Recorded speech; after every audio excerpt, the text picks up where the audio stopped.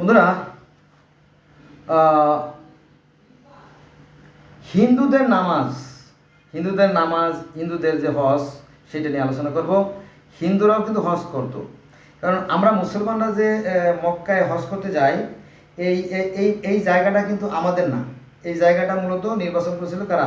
এই হিন্দুরাই, প্যাগানরাই। অনেকের মত এটা আর কি, প্রকৃত সত্য আমি জানি না।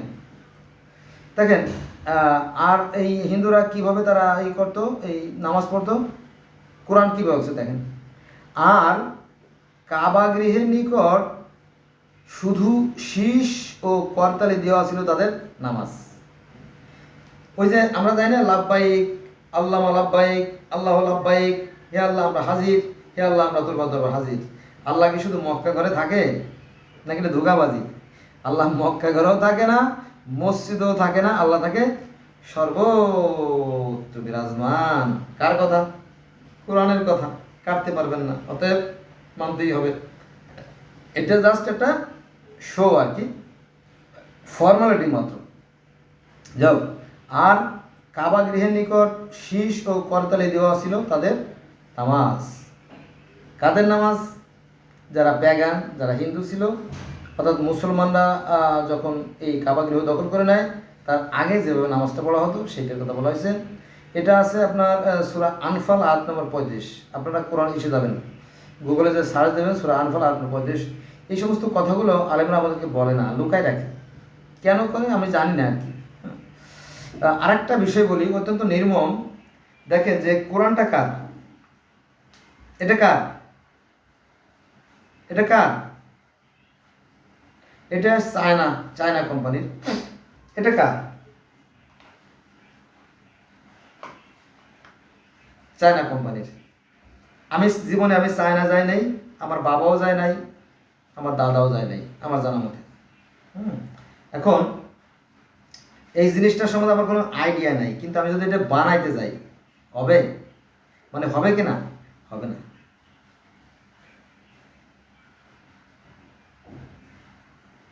বোঝা গেছে? হয় না, সম্ভব না। তবে এর চেয়ে ভালো তা আমি করতে পারি, মন্দ করতে পারি, সেটা সময়ের ব্যাপার, সেই প্রসেসটা জানতে হবে আর কি। দেখেন কি বলা হয়েছে, তারাও নামাজ পড়তো, তবে তাদের নামাজটা অন্যরকম। নামাজ শব্দের তো স্মরণ বা সংযোগ, হে আল্লাহ আমরা তোরা দরবার হাজির। তারা একটা সম্মিলিত একটা ব্যবস্থা তারা করছিল। এবং আজকে লোকান কত, 2024 সাল, আজকে হলো 26/9/2024 সাল চলতেছে। তো এই তো প্রায় 1448 বছর পরে গত 2023 সালে আবার সেই মক্কার সেই ওকাজ মেলা আবার অনুষ্ঠিত হয়েছে, এবং 13টা রাষ্ট্র থেকে লোকজন সেখানে আসছিল। আবার সে ওকাজ মেলা শুরু হয়ে গেছে।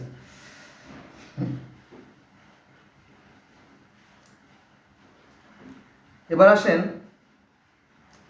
আর আল্লাহ অনাসারি কমকে পথ দেখান না। এটা সূরা তওবার 109 নম্বর। আমরা মুসলমান না, আমরা এই বাঙালিরা কিন্তু একটা অনাসারি জাতি, অত্যাচারী জাতি। কারণ আমাদের দেখবেন যে বড় বড় যারা চেয়ারম্যান, বড় বড় যারা মেম্বার, যারা এমপি, মন্ত্রী, ইউনো দেখবেন সব দুর্নীতিবাজ বেশিরভাগ। তবে এখানে ভালো লোকও আছে, তবে তাদের সংখ্যা এত নগণ্য যে সেটা হিসেব করে বের করা কঠিন।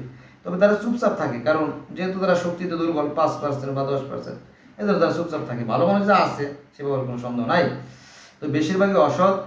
আমি মাঝে মাঝে কথাটা বলি যে যত বড় শিক্ষিত সে তত বড় কি দুর্নীতিবাজ। আপনি একটু যাচাই করে দেখেন, কমেন্ট করেন।